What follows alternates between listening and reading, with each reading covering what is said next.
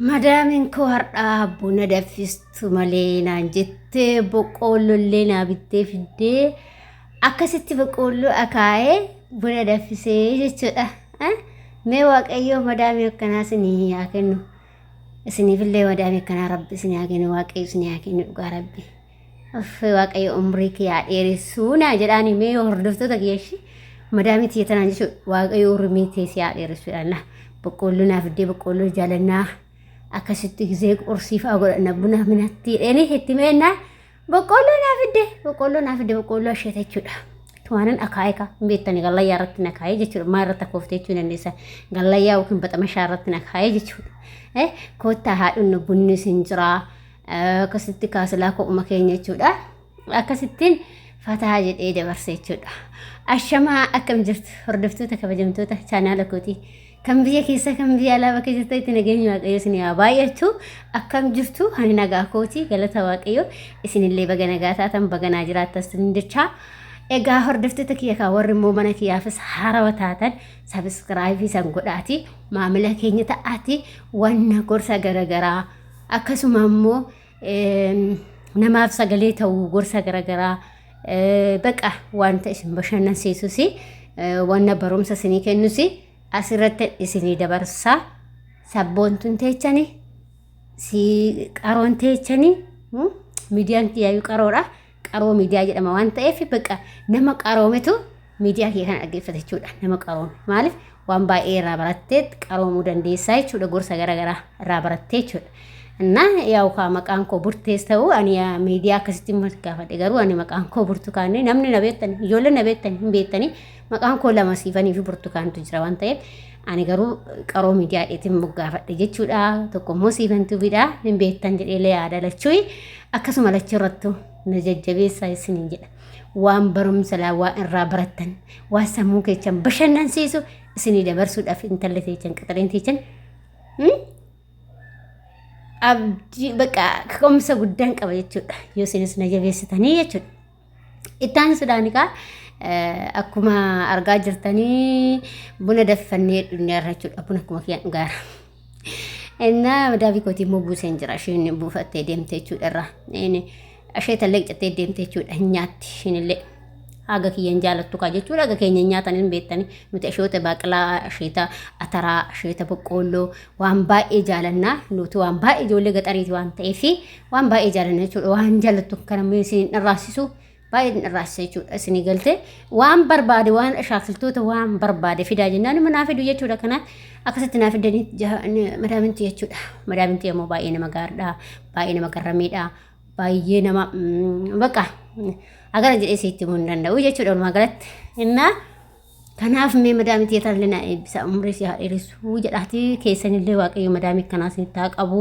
warri dhufuuf karoora qabdanis warri dhuftanis waaqayyo madaamii kanaa sitti haa qabu isiniin jechuu jaaladha kanaaf hordoftoota kiyya asumaan immoo dhaamsa xiqqoo ishinii qaba ijoollee biyya ormaa akka koo jirtanii mana namaa keessatti siqaayee iddoo argartanii gammachuu sagartanii gadda sagartanii gaddas biyya ormaa keessa dabarsitanii gammachuus biyya ormaa keessa dabarsitanii fin xiqqoo ishii dhaamsa isinii qaba dhaggeeffadha uumaa waree waan biraatu dhaggeeffannaa miti waan immoo barumsa qabu yoo dhaggeeffanne nu fayyada malee nu miidhu jechuudha kanaaf qormaanni gaafa sitti dhufu qormaata baay'eetu si miidhata ijoollee baay'een kan abdii kutattanii an akkanaa birriin hoggaa 5 na jalaa bade birriin hoggaa 2 na jalaa bade birriin hoggaa 1 na jalaa bade dargaggeechi narraa nyaate maatiin kiyya na jalaa balleessa jettanii ijoollee baay'ee dhufitti sirriitti jettanii jirtan akkasuma immoo manni jirrullee nuuf hin taane akkana siqaayee arginee baqa waan jettanii ijoollee hirra hojjettanii fan dhaamsa xiqqoo qaba jechuudha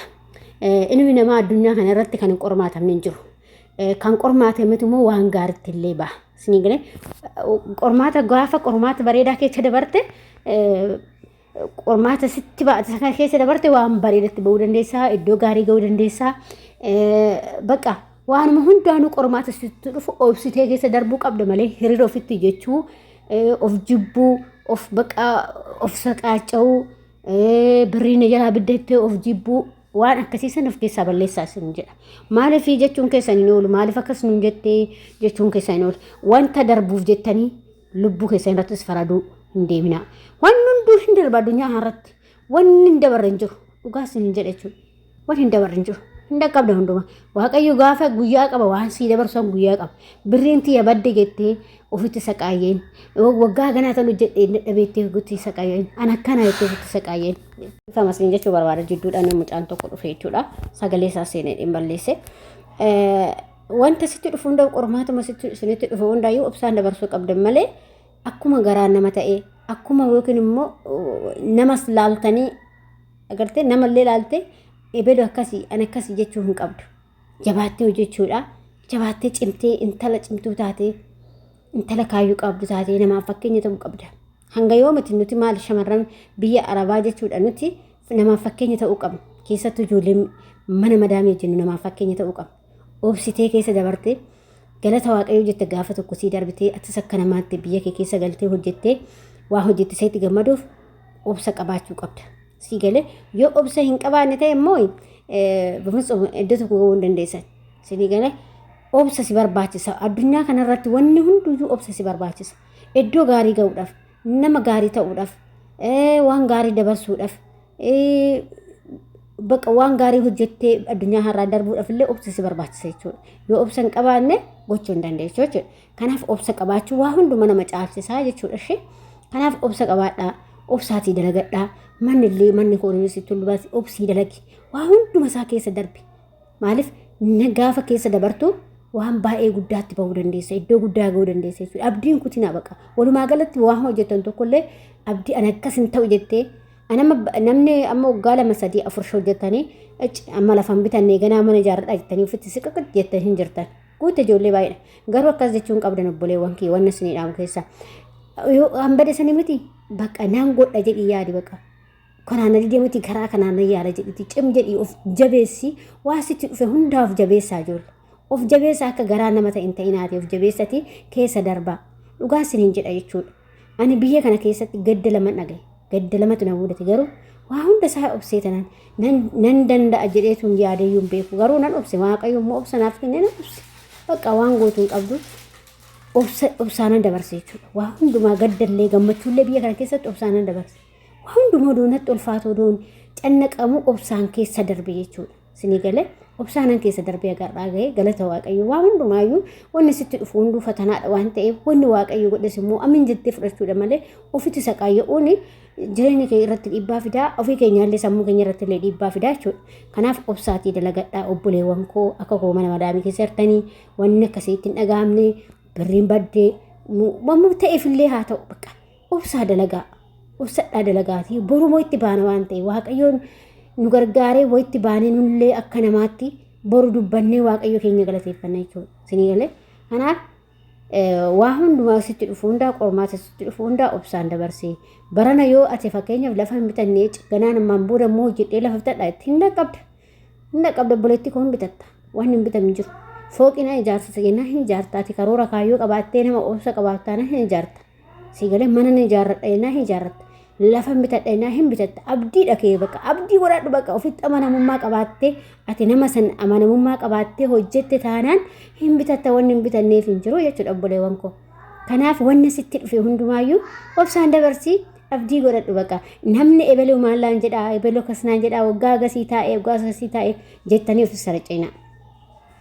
Ilmi namaa duubatti si koffisuudhaaf ati birrii jaalattaa ati maan baay'ee goota siin jedhan garuu asi waan jecha namaan dhagahinaati ofii keessanii kaayyoo keessanii kan biyyaa baateef maaliif akka biyyaa baate beekiti isumarratti xiyyeeffadhu malee ati kan namaatiif jecha namaatiif jecha duubatti ofii hambisinii jechuudha si galtee kanaaf of jabeessa waan hundumattuu kan namni yoo siin amma yoo namni tokko hiriyaan tokko isaa taatu hiriyaa isaa ta'u dhiiraa ta'u shamaraa ta'u waa siin jedha yookiin fira keessaa ta'u waa siin jedha jechuudha. Si kuffisuudhaaf garuu ati mirgaa yoo dhageesse bitaan gannaqi gurra mirgaatiin nageenya gurra mirgaatiin gannaqi yaalaa jechuudha. Gannaqiitti kaayyoo qabdurratti xiyyeeffadhu. Maaliif abbicha san boru duubaa dhuftee caalta waan ta'e isa qaanessita waan ta'e abbicha san. Amma akkasii siin jechuu barbaada. Hordoftoota koo kuni shamarran biyya Arabaa akka koo jirtaniif jabaadhaa abdiin kutinaa ammallee. Yoo manni kun viidiyoon kun isinitti tole laayikii sheerii gochuudhaan namoota biraan ga'a. Akkasuma immoo warri mana kanaaf haaraa waan ta'an immoo sabiskiraayibii gochuudhaan kottaan hordofaa isiniin jedha. hanga viidiyoo biraatti walitti deebinutti viidiyoo kanaan turtii gaarii yaadaa fi qeeqoo qabaattan immoo koomentii irratti gaafadhaa waan barbaada waan dandeenyu waliif ibsinaa jechuudha. Aga kan danda'etti gorsa kootiin isinin gargaara. Nagaa ta'a.